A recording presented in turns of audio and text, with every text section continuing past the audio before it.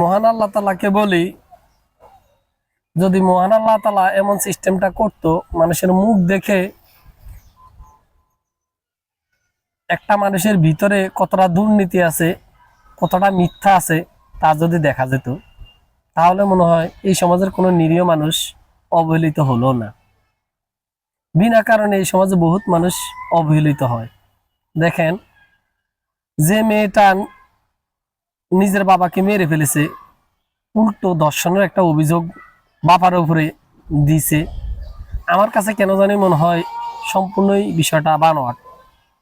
ওই মেয়েটাকে দেখতে তো বোঝা যায় যে সে একজন নেশাগ্রস্ত মানুষ।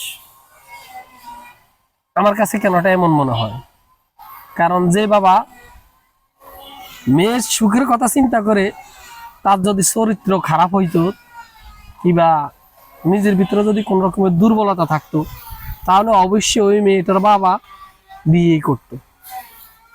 নিজের মেয়ের প্রতি তার লালসা স্বীকার করলো না, সে বিয়ে করত, তার যদি এরকম ধরনের লোভে থাকতো, আমি মনে করি। আর মেয়েটা দেখতেই বোঝা যায় সে কোনো আসলে একটা মেয়ে না, সে ড্রাগস নেয়।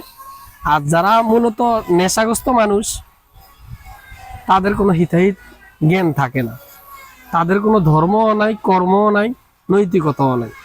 তাই তার নিজের বাবাকে এত নির্মম ভাবে মারতে তার হৃদয়টা, বুকটা একবারও কেঁপে ওঠে না।